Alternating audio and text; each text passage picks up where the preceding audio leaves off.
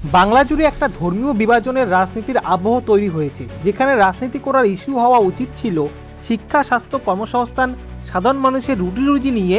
সেখানে এই ইস্যুগুলিকে দূরে সরিয়ে একটা বিষয়কেই সবচাইতে বেশি গুরুত্ব দিচ্ছে রাজনৈতিক দলগুলি, সেটা হচ্ছে ধর্ম। বিজেপির উগ্র হিন্দুত্ববাদ বা তৃণমূল কংগ্রেসের মুসলিম তোষণ, এই বিষয়গুলি নিয়েই একটা রাজনৈতিক যুদ্ধ তৈরি হয়েছে আমাদের এই রাজ্যে।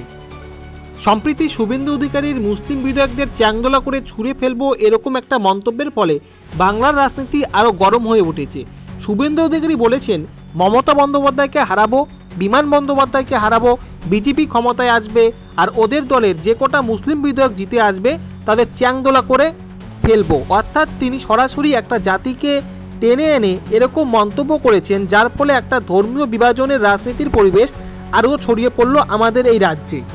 মমতা বন্দ্যোপাধ্যায় একসময় মন্তব্য করেছিলেন যে গরু দুধ দেয় তা লাথি সহ্য করা ভালো। অর্থাৎ এখানে তিনি মুসলিম ধর্মের মানুষদের কথা বলেছেন, এটা কিন্তু স্পষ্ট। তাই বিরোধীরা বারবার বলেন যে মমতা বন্দ্যোপাধ্যায় বা তৃণমূল কংগ্রেস মুসলিম তোষণ করে থাকেন। বিজেপির রাজ্য সভাপতি এর মধ্যে বলেছেন যে দুধ খাবে তৃণমূল কংগ্রেস আর লাথি সহ্য করবে আমাদের এ রাজ্যের হিন্দুরা, সেটা কিন্তু হবে না।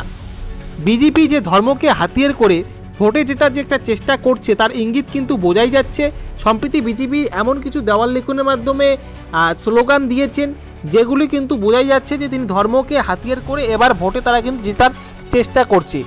দেওয়াল লিখনের মাধ্যমে তাদের এমন কিছু স্লোগান উঠে এসেছে, সেগুলি হচ্ছে হিন্দু হিন্দু ভাই ভাই 2026-এ বিজেপি সরকার চাই। আবার কিছু স্লোগান এরকম, হিন্দুদের বাঁচার প্রতীক পদ্মফুল, হিন্দুরা বাঁধুন জোট, 2026-এ পদ্মফুলে সব ভোট। অর্থাৎ ধর্মকে প্রাধান্য দিয়েই ভোটে জেতার একটা প্রচেষ্টা কিন্তু শুরু করে দিয়েছে শুভেন্দু অধিকারী। আবার বলেছেন, এর আগে রামনবমীতে 50 লক্ষ হিন্দু জোট হয়েছিল, এবার 1 কোটি হিন্দুকে রাস্তায় নামতে হবে, জোট বাঁধতে হবে। অর্থাৎ হিন্দুদের জোট করে তাদের ভোটগুলি তাদের পক্ষে নিয়ে তারা জেতার যে চেষ্টা করছে, এটা কিন্তু একদম স্পষ্ট হয়ে গিয়েছে।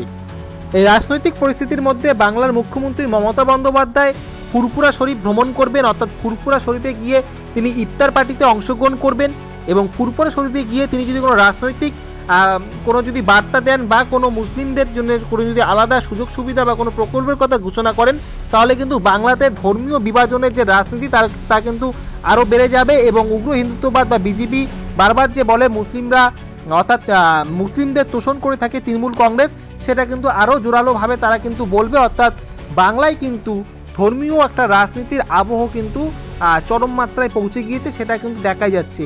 অর্থাৎ আমাদের এই বাংলায় যেখানে রাজনীতি করার ইস্যু হওয়া উচিত ছিল স্বাস্থ্য, শিক্ষা, কর্মসংস্থান, সাধারণ মানুষের রুটি রুজি নিয়ে, সেই ইস্যুগুলি কিন্তু বাদ পড়ে গিয়েছে।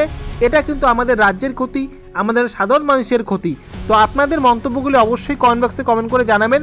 এই বাংলার রাজনীতি নিয়ে, তৃণমূল কংগ্রেস এবং বিজেপির রাজনীতি নিয়ে আপনাদের কি মতামত অবশ্যই কমেন্ট বক্সে কমেন্ট করে জানাবেন। ভিডিওটি ভালো লাগলে অবশ্যই লাইক করবেন। চ্যানেলে নতুন দর্শক হলে এরকম গুরুত্বপূর্ণ বিষয় নিয়ে ভিডিও পাওয়ার জন্য অবশ্যই আপনারা চ্যানেলটিকে সাবস্ক্রাইব করে রাখবেন, তাহলে খুব সহজেই এরকম